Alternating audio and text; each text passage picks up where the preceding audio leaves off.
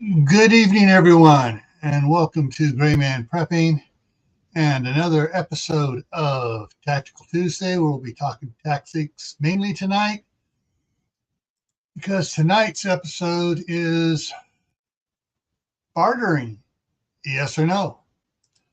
And how's everybody doing out there? All right, so let me jump over to the chat here and make sure I caught everybody coming in. So first in was Walt Rogers, then Sue Me, followed by Ryan the Gamer, and then Chef Tech. And I froze. Then Cold War Prepper.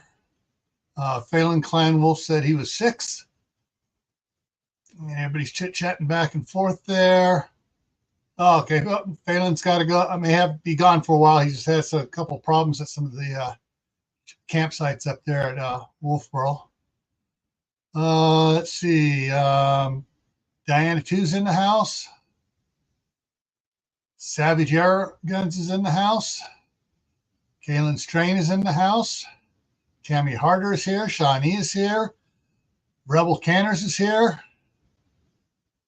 All righty. So let me go ahead and grab this real quick and drop this down there.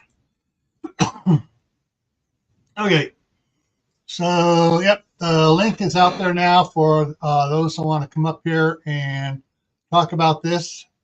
And those that don't want to come up, feel free to use the chat. Those that are out there still lurking in the side chat, not typing anything, welcome. We still appreciate it if you give us a thumbs up or at least just say lurking. That way, YouTube will be sure to give me the credit for you watching.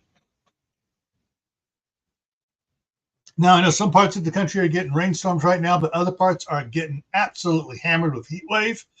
So hydrate. Right now, it has gotten up to 80 degrees in this office. On the other side of that wall there, out on the patio, under the cover with the white reflective roof on it, it's 101. So, yeah. And it's well over 100 in the by the Carquinez Straits there and off the San Francisco Bay. And some other areas inland in California are hitting 115 today. Yeah. All righty. Shoot, I forgot to check on my sister. My sister's down in Spring, Texas, and I know she lost power yesterday. I didn't see anything pop up on this morning on Facebook. I forgot to talk to her. And Tammy's here. Hey, Tammy. Hello. And Mark should be popping up here soon, too. 84 in Des Moines.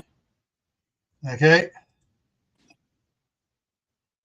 And Sumi says forecast It feels to get like 90 here. The leftovers by 6 o'clock tomorrow morning.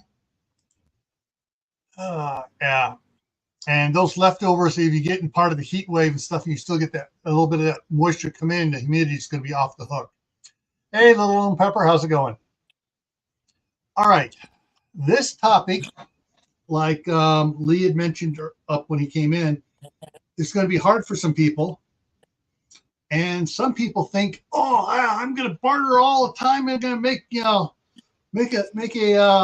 don't want to use the K word. I'm going to make a lot of profit. Hey, Utah Mike. And that's some of the stuff I want to talk about, because for years I've been saying, don't plan on bartering being your primary way of life right out of the gate. So let me pop over here. All right, barter, verb. I don't know how to pronounce that. Gerund or present part or that of the Garen or present part that I can't pronounce. I'm tongue tied tonight. Present participle. There you go. I knew what it was, but my brain was not connecting with my tongue. I think I stripped a few gears. Talking with the kids so much today. the exchange Well, of you goods can. or services for other goods or services without using money. Now, one of the things that's going to throw a wrench into the bartering thing is there are going to be a lot of people out there that are going to try to use our fiat notes, aka the paper money, and there are going to be some trying to use modern coinage, which is not worth what it's made out of, other than the pennies. But if you are going to be accepting any type of coinage, make sure it's pre-65, because that's when it had real silver in it and real nickel and real metals, not tin. Mm-hmm. All right, let's see. All right, so before we, thanks, Kaylin. Lee says 95% of the population isn't preparing after the first month. What they have that I would want to, what would they have that I want to barter for? You never can tell. And Diana too has flipped over and double tapped on your side too, Tammy. Thank you. All right, and Utah Mike saying I'm 99.9% no barter kind of guy. And did I see? Oh, Tammy Harder says haggle. Yeah. Mm-hmm. And let's see here. Yeah. And Troy Sutton has popped in on your side too there, Tammy. All right. So thank you. Next slide here. All right. So how many of you when you were kids in school I know I forgot to check the timing on these. Not too much. Swap lunch stuff. Well, that's bartering. You're swapping, things from your lunch. How many of you that raise food and stuff right now are trading neighbors or friends or something that are growing stuff, food and meats, whatever as well? So, right here, me. Yeah. So you've got started the beginning of it right there for that stuff there. And I think that's the last one I had. Yeah. Okay. And Sumi says double dipping too, and she's come over on your side too. Thank you. And Lewis is here. The Marshmallow Man. Yeah. All right. Let me kick this off on the side. I'm getting a bunch of pop-ups there, so everybody seems to be going live here. And let's see, make sure. Okay, that's up there. All right. So one of the many scenarios we worked on at Homeland Security for a collapse situation. Here's Lewis. Hey, Lewis. And it looks, there he is. He's moving slowly. Hey. One of the things we looked into Hey, how's it going? Pretty good. Was what is the general population going to be doing? How, there are, the problem was with working there is that there were certain people and other things trying to limit the information that was being put out on ready.gov, on FEMA, on DHS's sites and stuff. And they kept, like every time we put up, try to get 30 days worth of food in your house, they kept changing it back down to 10 days or 7 days. And round and round with these idiots that were trying to actually hurt the American people. Professional politicians and their professional lackeys. And however, one of the things I did get out there for a while, and was sent out in a memo just to DHS employees about a year before I retired, was think about getting 90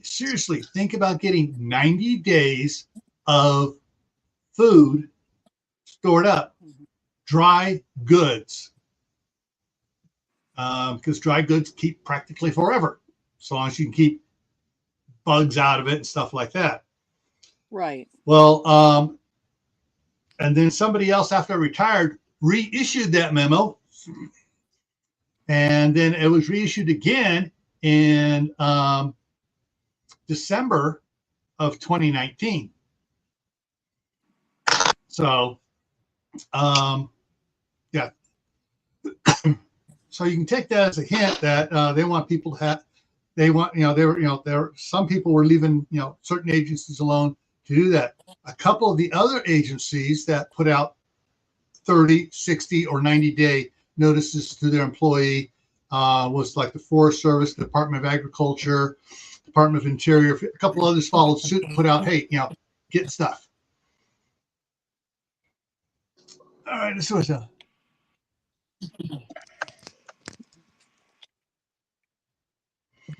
Well, the thing is, so these when their employers were saying, "Hey, you guys really should do this because we can't tell you why, but you need to get it," and that kind of motivated a lot of federal employees that got the notice to at least up it to at least 30 days. Even when they're told 90, they did 30. And hopefully, when the second one came out, they did more. But when it comes down to bartering, now we're getting into a different aspect of it. One of the things we did talk about in our meetings and stuff is depending on when a collapse type event kicks off, and a lot of the government agencies realize that there could be a collapse type event that's going to severely impact or limit the federal government for a while, and the federal government's not going to be able to respond to help people. And of course, in some of those meetings, the representative from FEMA was laughing, saying, "We can't even do that now." The thing is that we realized, just like the one picture I showed of school kids swapping stuff around, some people are going to start swapping things right away. We also realize that those that start swapping things right away may draw attention to themselves, especially to say, "Hey, I got stuff to swap." They're going to draw attention to themselves to people they don't want to know what they're doing. And I'm going to say this, okay, because I am not the standard prepper person. As soon as somebody who calls himself a prepper tells me that I should be stockpiling alcohol and cigarettes, I walk away. Because those are not the items I want to barter with anybody. And I know that makes a lot of people really angry. But again, it's going to attract people that are going to get desperate for certain things that they're used to having all the time. And it's going to put me in danger. Mm-hmm. And so I don't stockpile those items. I have no intention of bartering those items. Yeah. They keep cigarettes don't keep anyway.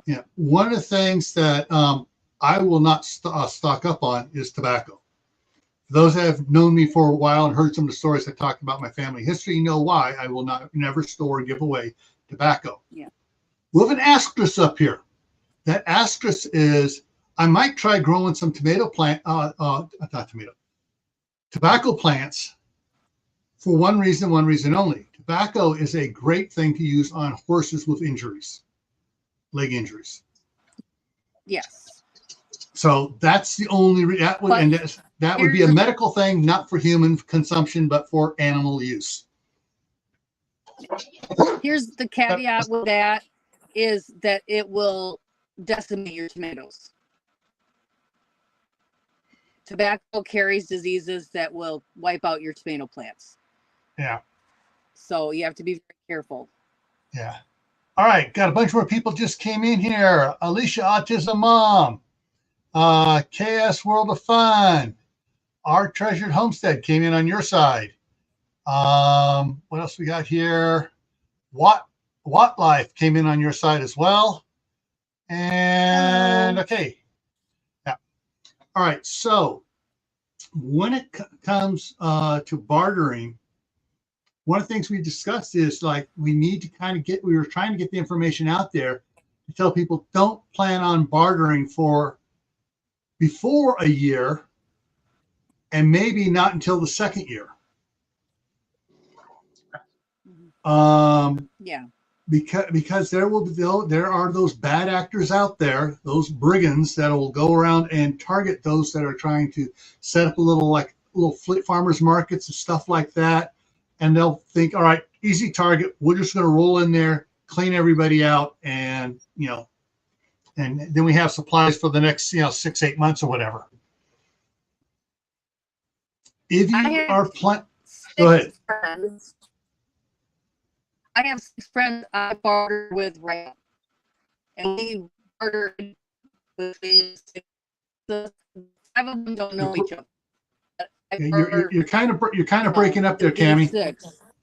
Oh, sorry. I have 6 friends I barter right now.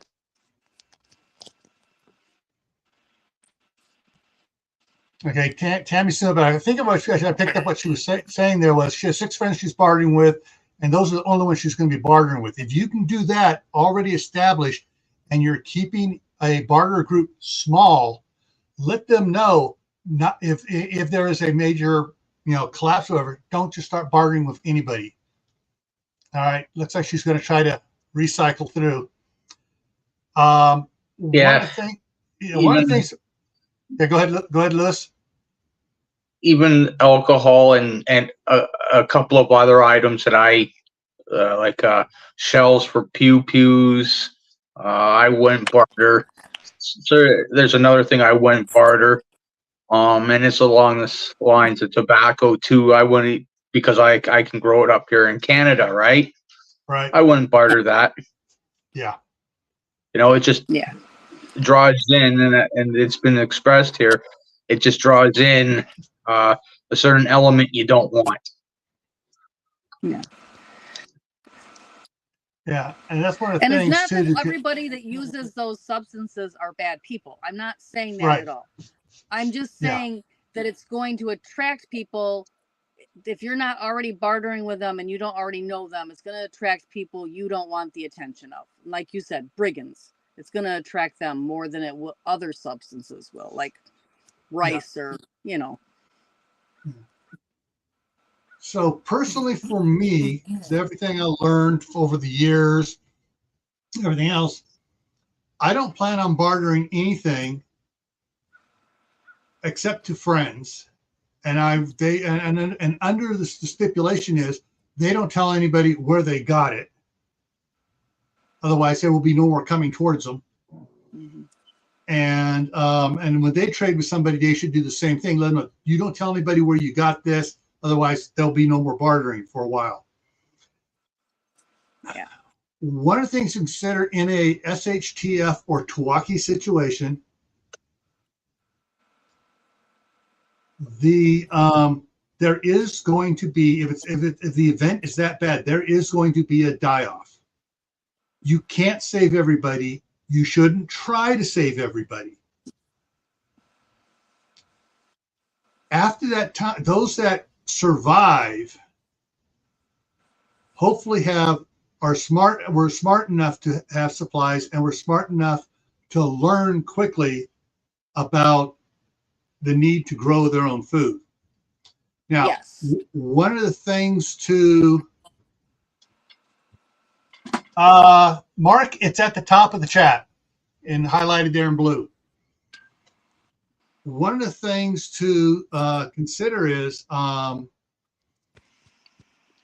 this is what may or may not, some people may or may not want to do this, is harvest as much seed as you can each year and set packages aside and date it for the year you harvested it.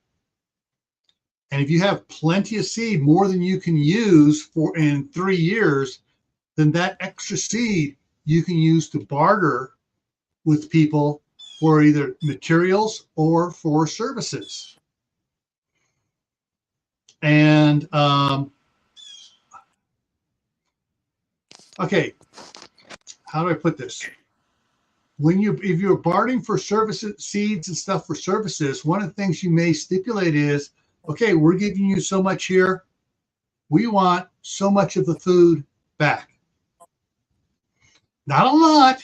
Just all right. We're giving you packages to raise tomatoes, carrots. Well, we want a a couple dozen tomatoes. Just so they realize they're expected to give back on this as well, because then you're getting tomatoes from that are growing away from yours and stuff, where you can harvest the tomatoes they bring you. Then you can get the seeds out of those. And so you try to get a viable gene pool of vegetables going, even though it broke off from yours. They change a little bit when they're growing elsewhere. And also, if you have a crop failure, you might be able to get seed from them. If you're used too much of your seed, you don't have any held back, you could get some so you can have a garden next time. Yeah. And that's why I say, you try to plan out as you grow your garden now, how much seed you use, what is your germination rate for each type of seed. Keep that in a log, and that way you know, all right, I need to keep 3 years worth of seed if you have a bad year, because that gives you then the next seed for the next year. And sometimes you can have 2 bad years. That's why I say 3 years. You want to keep at least 3 years. Yeah. Well, and again, I've said it before when we talk about canning and harvesting, plants are all biennials. I know they teach you that only some are biennials, but your harvest is a biennial thing. That means that 1 and 2 years you get a good harvest. The other year you're lucky if you get anything at all. Yeah. And if you look at plants in that way, and you look at your garden in that way, and you realize that, and you start preparing in that way, it'll save you a lot of heartache and maybe disaster down the road. Yeah. One of the things they're talking on off of what Lee said about 1 hour worth of work gives you 1 hour, gives you 1 meal. So 12 hours worth of work in a day, and he'll give your family of 4 3 meals. So they get 12 meals for 12 hours worth of work, but that's not 12 meals per person. That's 12 meals total. So that would be, they get a day's worth of food. A day's worth of food for your family. Yeah. You got to make sure you have enough food to do that. Yeah. Yeah. Now, one of the major things to barter for for labor and stuff is clearing ground and planting gardens for the next year. And so you also got to make sure that the people have skills. Yes. Sorry. No. There's Mark. Hey, sorry I'm late. I had to water tomatoes before it got dark. Yeah. So one of the things to consider in bartering is a lot of things is going to be skills, which is why at the end of just about every video, well, every non-live stream video, I tell people, keep adding to your preps: water, food, clothing, medicine. Learn a new skill every month. Mm-hmm. If we don't have a collapse for 5 years, that gives you 60 skills to learn. People go, well, that's a lot of skills. Well, not if you think about it. Okay, there's you can learn to do basic plumbing. You can learn to do basic electrical. You can learn to do first aid. You can learn to do advanced first aid. You can learn to do gardening, which is going to be probably about a bunch more.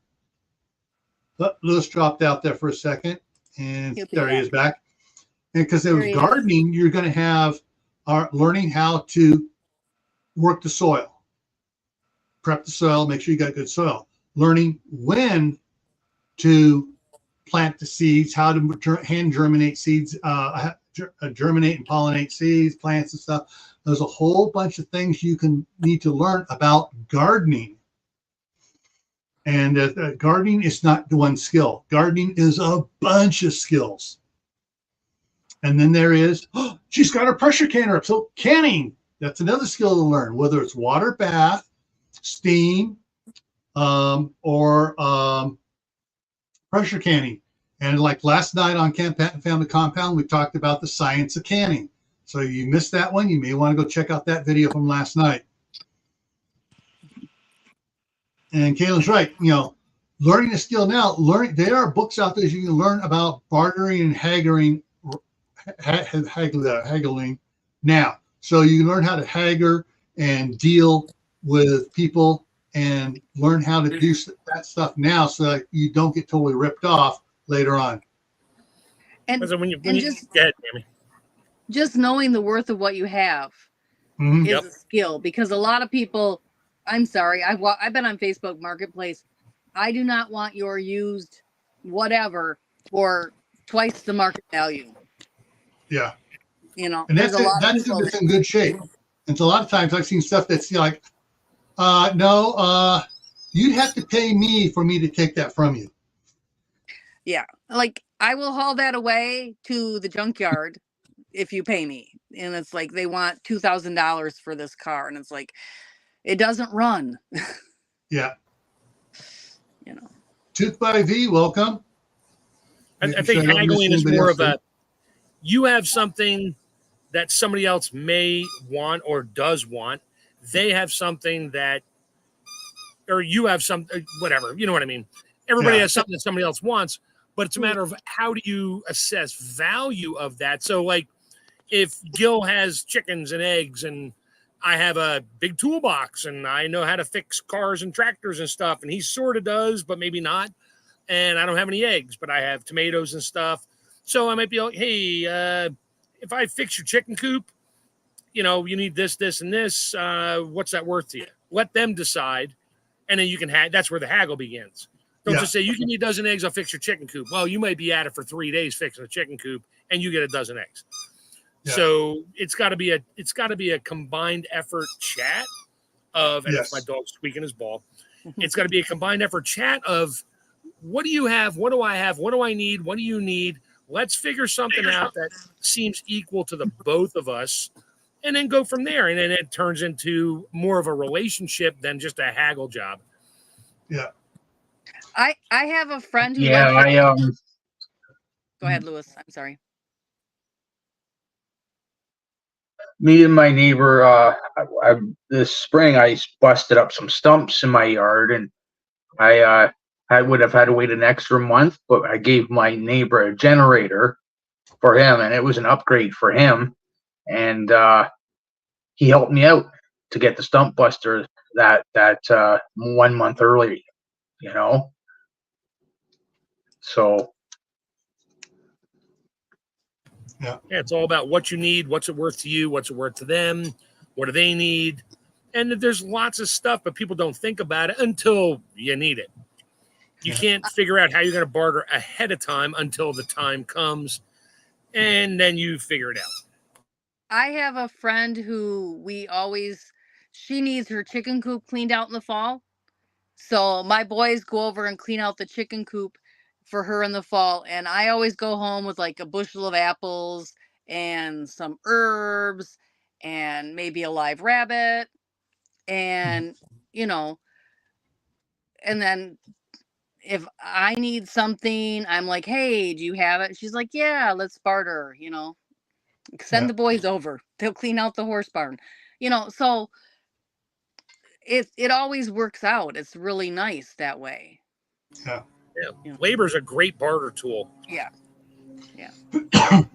Big time. The last place I lived at, I was cutting trees down off of farmers' fields to help clear out the way. They said I could take it, and some of them needed some of the wood, so I cut it up and split it, but I got to take some home for free, right?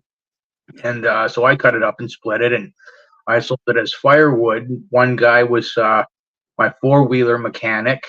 Another person, because I don't have a license, somebody else gave me rides for a winter's worth of wood, Nice. Each. Yeah. Nice. So start developing these type of relationships now. Puts you that much farther ahead of the curve in a collapse situation. Yes. The haggling does not have to be adversarial.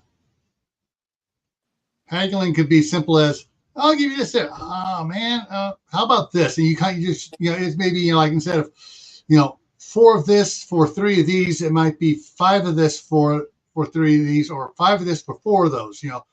Bring it, up a little bit, a little more even. You work out just simple. You're not really trying to be beating someone to death to rip them off. You're just trying to make it even, so both parties feel they got a deal.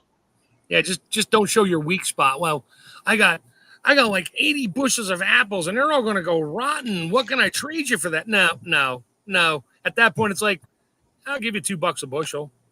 Well, they're worth 20. It's like, I'll give you $2 a bushel. Yeah. Okay. I'll take 2. Now the rest go rotten. Now what are you going to do? You're going to call me up and say, I'll take that $2 a bushel. It's like, dude, those are deer apples now. Yeah. I don't want them. Yeah, you have to be timely with this stuff too. Yeah. You can't wait until it's almost rotten and then expect somebody to give you top dollar. You have to be, you have to have a network before place. Yeah. One of the things I want to address is what Tammy mentioned earlier about she doesn't want to store alcohol and stuff for trading, and what Lewis mentioned about trading ammunition or firearms. Yeah. For me, ammo, no.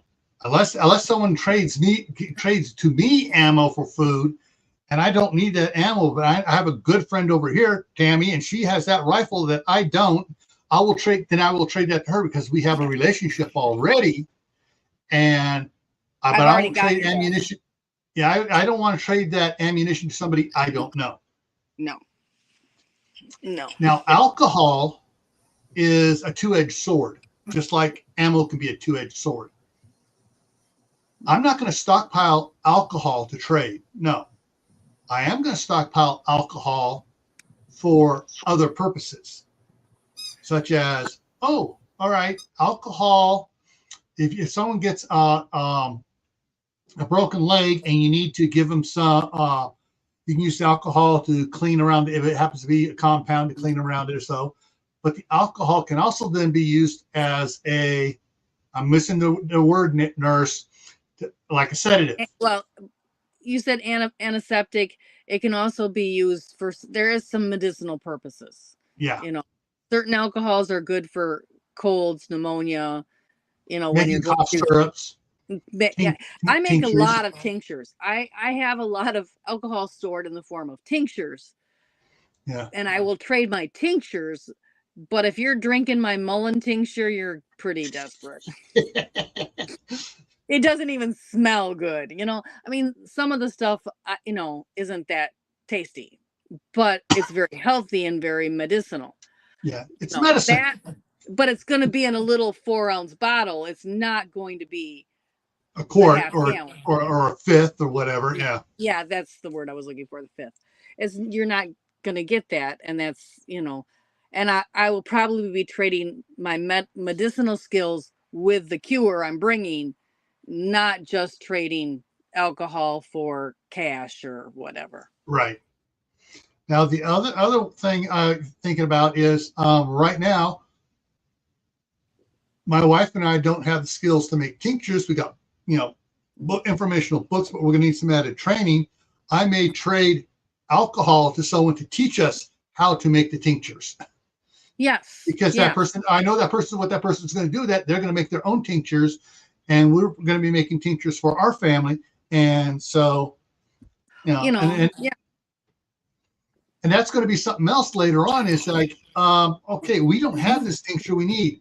We got a bunch of this other one. All right, we got some of this tincture here, but we need this tincture. Anybody want to trade?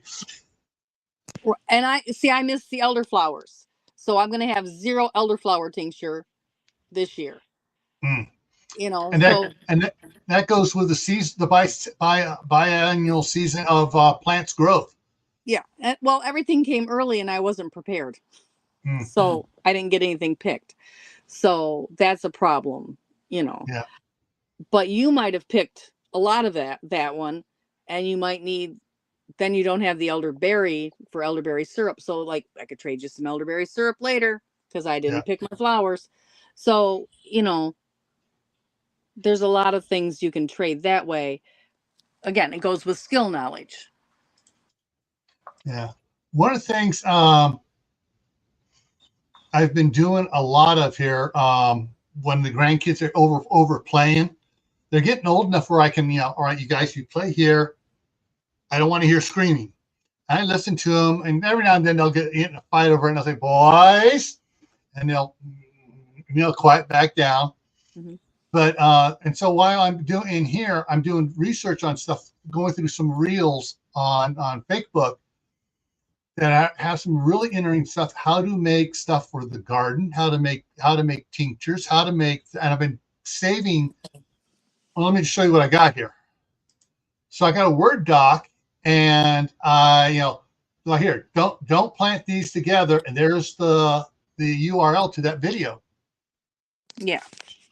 Peels and water is, and all the list of all the different type of peels to make either an insecticide, a fertilizer, a medicine for the plants to get rid of bugs and stuff.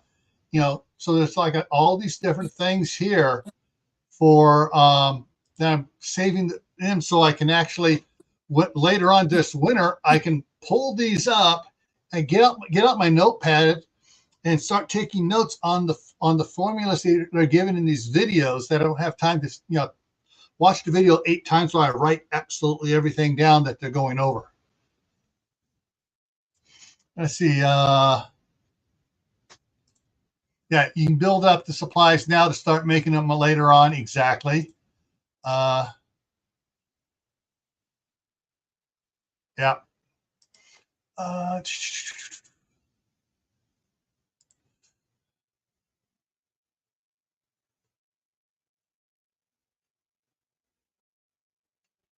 Yeah, that's the thing too. Yeah, if someone's really trying to charge high, and it's like, nope, I'm out of here, and they'll either lower it or they'll say, okay, you'll take your price.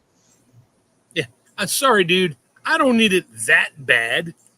Yeah, but food is the ultimate bartering item, unfortunately, for those who never did anything. Now and it's a sad moment because what do they have? By the time they're looking for food, they're too weak to do labor. They're willing to trade their firstborn for, please take my kid and I'll leave, just feed them and bring them, just raise them. It's like, no. Yeah. Yes. No, I don't know. How do you deal with that? I mean, we did this. That was something I thought about beforehand. I wanted to talk about. And before I did, Denise is here. Hey, Denise, she came in on Tammy's side. All right. We did that with you a few months ago. I also did it with Shadow Scout. Did it too. Yeah. It's like it's a hard thing to deal with, and it's bartering, but this is called extreme early stage bartering, not after people have kind of figured themselves out and I'd really like some eggs, and you really need to fix my tractor. Yeah. All right. So here's a couple things that on that which you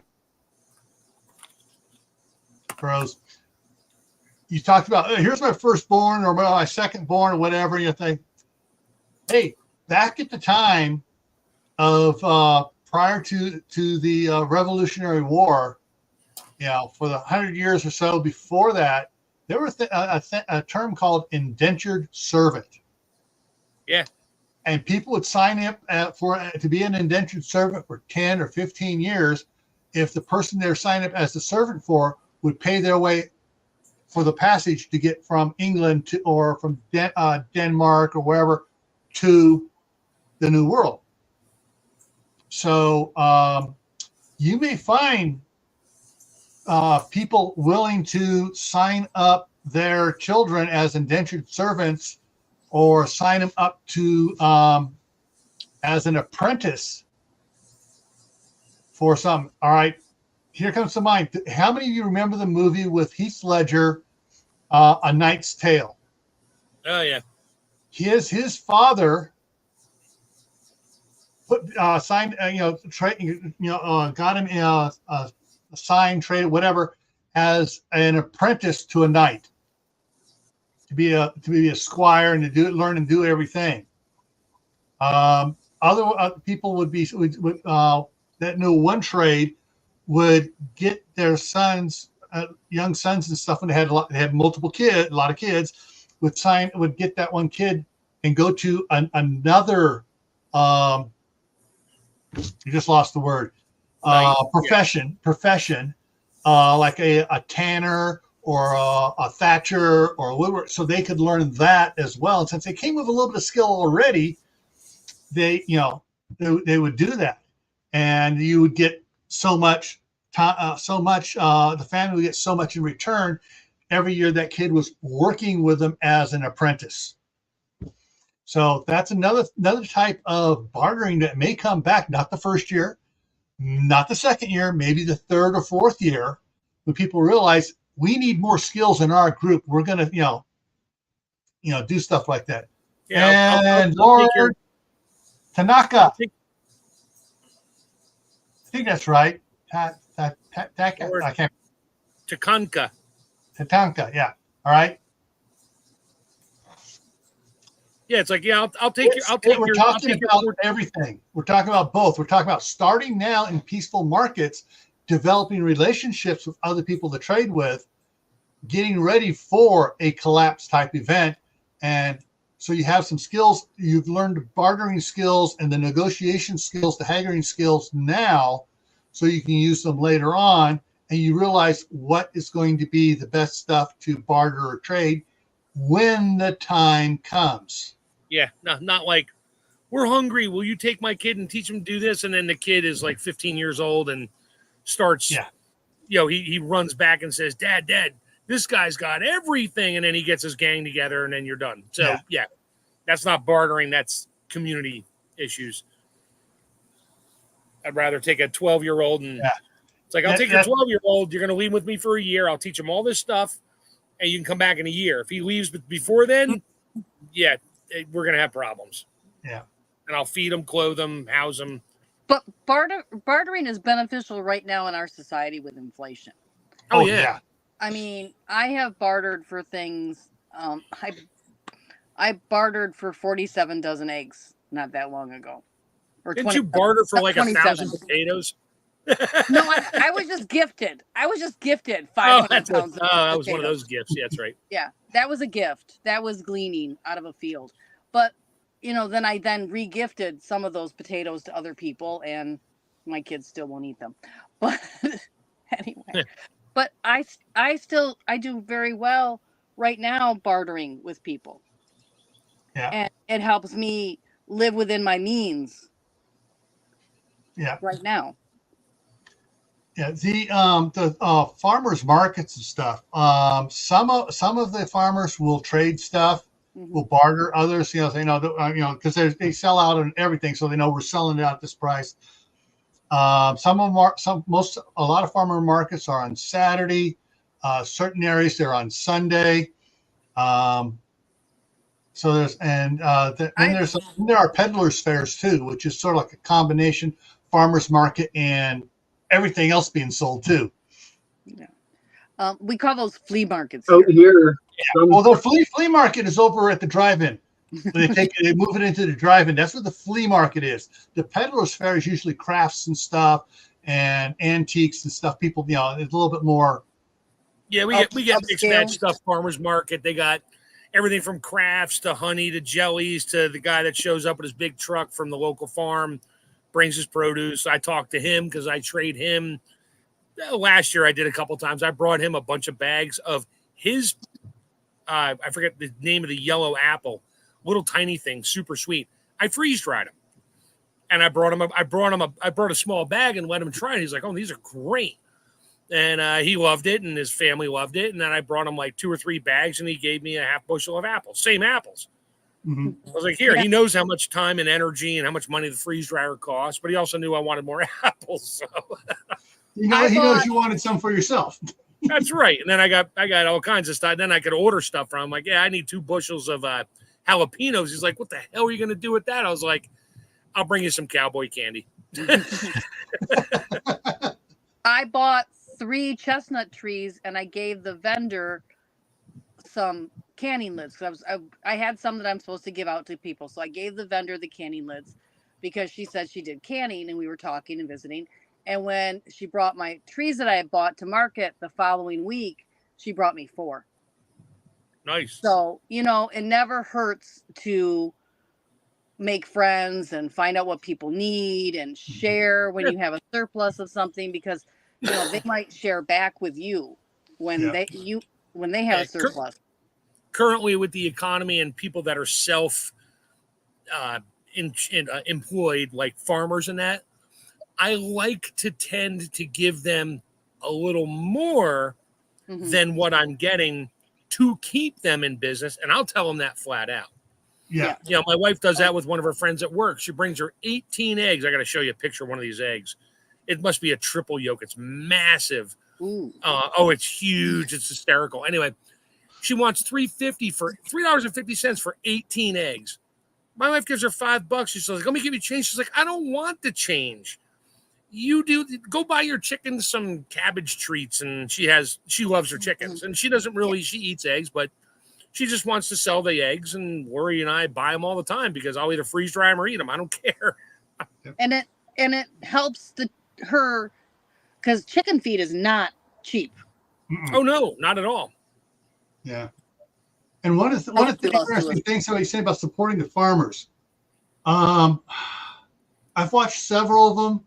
And at the beginning, when I started about 4 weeks ago, when I started watching the reels intently, and I didn't save the links for them, but there are, you know, several of the different farmers and ranchers are putting up the expense from back in 2020 and the expense now for running the tractor, the diesel fuel costs, the cost for seed, costs, all the different things. And then some of them were horse ranchers talking about, you know, the same thing, the cost of fuels for the quads, the stuff, the tractors for the combine for bringing in the alfalfa, stuff like that. Yeah, and maintenance and everything else that goes with it. Yeah, and the differences and everything, how much stuff has gone up, and it's like you realize, I'm deviating here off the rail here with this one here. You realize that certain people who are buying up all the farmland and making it sit vacant have an agenda. That's another episode you're going to do. Yeah, that's another episode. But I'm just saying, what's going on with our farmland? Yeah, if you have a chance to support the farmers, the small growers, the big growers, and stuff in your area, try to do it. Also, when you're talking to them, let them know is that question them about certain things they're putting on the crops. You're not using Grazon, are you? You're not using.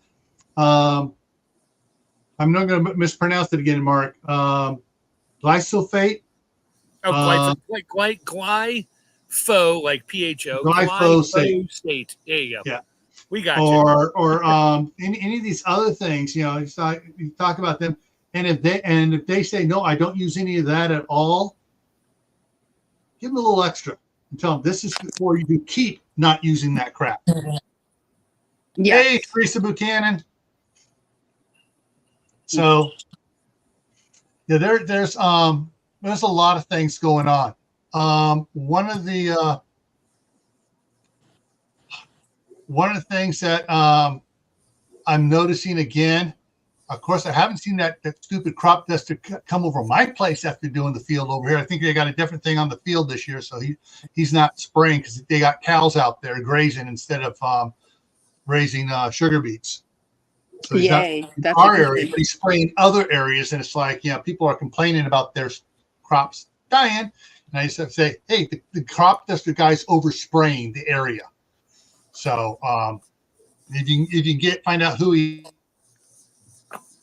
find out who he is, take other actions. But that's the thing is, you want to try to grow as much healthy food as you can. Here's a tip, Gil. If you go on there's a beekeeping app and it's nationwide, and if you register your beehive, they're not supposed to overspray on your property where you have a beehive. You can register that. Yeah. The thing is, the one of the neighbors between me and where he was spraying, that he oversprayed theirs too, they have a bunch of bees over there. several Yeah. hives. Yeah, he can get in big trouble, at least in my state. And I know it might be different in your state if he does that and you're registered on that website. Yeah. All right. Yeah. So when it comes to bartering, like I said at the beginning, for me, I'm not going to be bartering the first year or maybe the first 2 years, other than the couple of people here in town that we're already doing stuff with. Mm-hmm. Someone comes from outside of town. Yeah, It's going to be, why are you here? Yeah. Oh, I heard you have who eggs. sent you down here? No, I don't have eggs. Get off my property. Yeah. But my eggs are full of lead. You'll die of lead poisoning if you stay on my property. But the thing is, they drank that water from Flint, huh? Yeah. Oh, yeah. Yeah. Some stupid Flint eggs. Yep. Oh, okay. All right. Luce is on here twice, so let me go ahead and remove that. There he is. There we go. There he is again. Yeah, I had to remove the other one because I guess he lost track of the other one there. So when it comes to bartering, plan on developing stuff now, contacts, work with those contacts now. Don't plan on adding anything for at least a year or 2 years after there's a collapse. I know it's going to be kind of hard, especially when you have people come along, asking for food and stuff. But unless you have a lot of people in your group, and it's, to me, like unless it's a family with little kids, like if they got a bunch of kids and they're aging from 4 to 15, if they have that type there, and they and they're coming along and they have a suburban and they got tents and stuff, and they go, they're just or they're saying, hey, we're trying to get them there. We need to earn food and stuff so we can travel, whatever. Maybe. That depends on the vibes I get off of them. Yeah. But one thing I would say now is start learning your skills.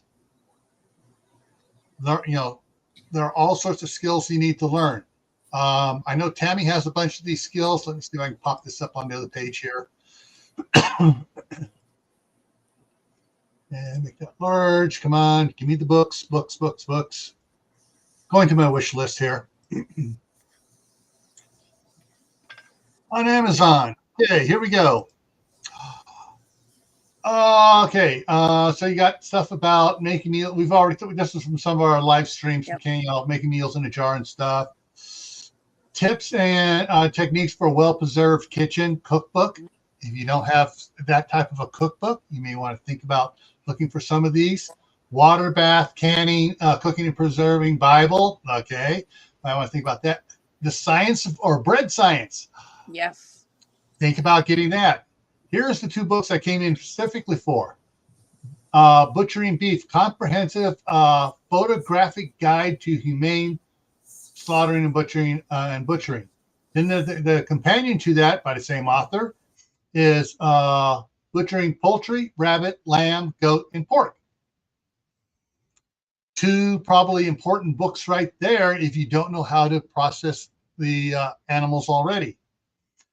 Oh, The Lost Book of Herbal Remedies. Yeah, I'm looking for one of those right now. Yeah. Companion Planting. Roses Love Garlic. The Prepper Survival Guide, complete, series there. A lot of books, some of the military guides, this stuff here is just, good things to have. Gardening under lights. If you got a solar system and you can have a basement and you can do a greenhouse indoors in the basement, this is probably a book you might want to look at. Year-round indoor salad gardening. Yeah. Skills to learn to do now. A lot of skills there.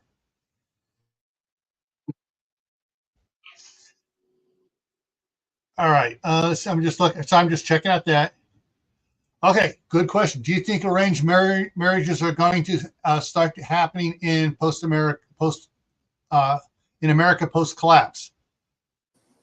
Yeah, to a point, maybe. It could. You know, I don't see it in the first, several years. If it is a true TEOTWAWKI situation, which means the federal government's going to be gone for at least 20 years before it's able to reestablish across this country, because everything we're back to the 17 and 1600s. Right. I could see that alliances between groups. I could see that being a possibility. I could see that being a different type of possibility, more along the lines of Romeo and Juliet. These guys are kind of getting along, but they're still in, and then all of a sudden their kids fall in love. Maybe. I could see that happening. But as far as, all right, to do an alliance, we're going to do this. It's like, I don't see too much politically done. I could see, because, all right, it's like we could be related to everybody here shortly. We're going to need to, trade gene pools. I just want to make one point, and I want to make it very clear. As a woman who has an extensive knowledge of poisons, you better make sure that the girl is in agreement with this idea. Yeah. So I'm going to say on that subject, I think in a lot of these scenarios, people think that the people are defenseless. Yeah. And they're not. Mm-mm. Yeah. If you give me 2 cows and a pig, I'll let your son marry my daughter. Hey, that's the way it used to be. It's still the same way over in Africa and other nations right now. But yeah, I get it to a point. And back because they don't know any different. Now it's a little different now. Yeah. So if I told one of my daughters, they're all married now. But if I told one of my daughters, you're going to marry Bob over here next door because he's going to give me his Corvette, she'd be like, yeah, Dad, I know where your guns are hiding. Or she'd go, no, Dad, you don't want to do that. I'll go marry so-and-so and he'll give you his 4x4. Yeah, right. Hey, sometimes I'm going to say it. Sometimes the teenagers are smarter than us adults. Sometimes. All right, we're hitting the time here. I believe Lee Cold War Prepper is going to be going live here. Yeah, he's off to set up. He's off to set up his live stream. I'll post that link here in just a minute here. But coming up here, Thursday, Tammy's going live at 12 o'clock Eastern, noon. At 8 o'clock, that'll be 8 o'clock. That'll be 10 o'clock Eastern time. I'll be doing the midnight ride because it's midnight down in Rio. It's midnight somewhere else besides here. So we'll have the midnight ride with Gray Man Prepping on Thursday evening. Then on Friday, the topic which was suggested by one of the subscribers. This is over on my other channel, Camp Patton Family Compound. Is DIY solutions for daily problems. And I got a bunch of little notes and stuff that people have been emailing me to help out on that topic on it. So we'll be doing that. And then, by the way, let me throw up that little banner here. If you have any suggestions for topics, that's the email to send it to for both channels. Saturday here on Gray Man Prepping, personal safety when alone. We're talking now, as well as after things go wonky. So we're going to be talking about that, and I got some neat stuff, scary crap that information I came across having to deal with Apple apps and your safety or unsafety. Next Monday on Camp Patton Family Compound, we're going to be talking about canning high acid food. And then next Tuesday here for Tactical Tuesday, we're going to be talking about fish mocks and medications and stuff like that. And during that live stream, we'll be doing a lot of code words. The AI's on a rampage about that topic. So we'll be dancing around it on that. All right. Let's see what else we got here. Wood screws, appropriate drivers will never go out of style.